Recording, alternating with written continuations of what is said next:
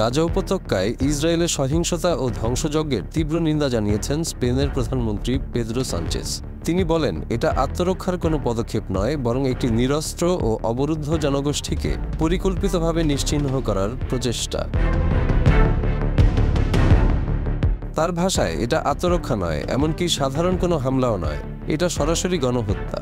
আন্তর্জাতিক মানবাধিকার আইন ও নৈতিকতার সীমা যেভাবে লঙ্ঘন করা হচ্ছে তা গভীরভাবে উদ্বেগজনক। অথচ আন্তর্জাতিক সমাজ এখনও এই ভয়াবহতা থামাতে কার্যকর কোনো ভূমিকা রাখতে পারছে না। সোমবার এক বক্তব্যে সানচেস জানান, গাজায় চলমান মানবিক সংকট মোকাবিলায় তার সরকার ইসরায়েলের উপর চাপ বাড়াতে একাধিক পদক্ষেপ নিচ্ছে। এর মধ্যে রয়েছে অস্ত্র রপ্তানির উপর আনুষ্ঠানিক নিষেধাজ্ঞা, যা বাস্তবে 2023 সালের অক্টোবর থেকেই কার্যকর ছিল। এছাড়া ইসরায়েলি সেনাবাহিনীর জন্য জ্বালানি বহনকারী কোনো জাহাজকে স্পেনের বন্দর ব্যবহার করতে দেওয়া হবে না। স্পেন 2026 সালের মধ্যে গাজায় তার মানবিক সহায়তা বৃদ্ধি করে 15 কোটি ইউরো, প্রায় $176 মিলিয়ন করার প্রতিশ্রুতি দিয়েছে। জাতিসংঘের ফিলিস্তিনি শরণার্থী সংস্থা UNRWA এর সহায়তা বাড়ানোর পাশাপাশি স্পেনের বাজারে ইসরায়েলি পণ্যের উপর নিষেধাজ্ঞা আরোপের পরিকল্পনাও রয়েছে। সানচেস আরও বলেন, গাজায় গণহত্যায় সরাসরি জড়িত ব্যক্তিদের স্পেনে প্রবেশ নিষিদ্ধ করা হবে। তার ভাষ্যমতে, এই পদক্ষেপগুলো যুদ্ধ থামানোর জন্য যথেষ্ট না হলেও ইসরায়েলের প্রধানমন্ত্রী বেনিয়ামিন নেতানিয়াহুর উপর চাপ সৃষ্টি করবে এবং ফিলিস্তিনি জনগণের দুর্ভোগ কিছুটা হলেও লাঘব করতে সহায়ক হবে। এই ঘোষণার পাল্টা প্রতিক্রিয়ায় ইসরায়েলের পররাষ্ট্রমন্ত্রী গিদিয়ন সার স্পেনের সমালোচনা করে বলেন, সানচেস নিজের দলের দুর্নীতির কেলেঙ্কারি থেকে জনগণের মনোযোগ সরানোর চেষ্টা করছেন।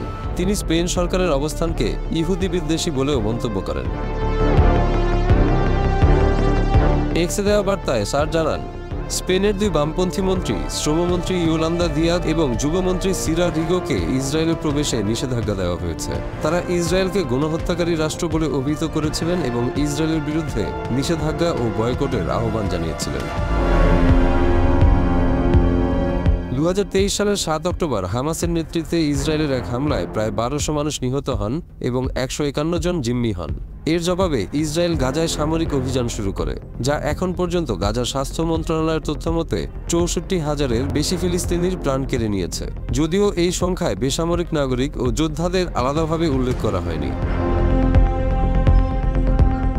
শুরু থেকেই ফিলিস্তিনিদের উপর ইসরায়েলের এই আগ্রাসনের সমালোচনা করে আসছে স্পেন।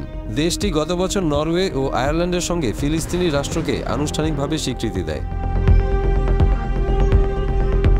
স্পেনই ইউরোপের প্রথম দেশ যারা জাতিসংঘের আদালতের কাছে দক্ষিণ আফ্রিকার পক্ষ নিয়ে গাজায় গণহত্যার অভিযোগে ইসরায়েলের বিরুদ্ধে চলমান মামলায় যোগ দেওয়ার জন্য আবেদন করে।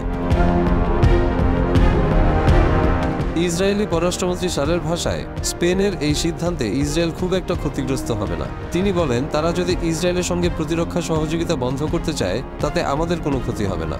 ইসরায়েলের ভূমি রক্ষায় স্পেনের সহযোগিতার প্রয়োজন নেই।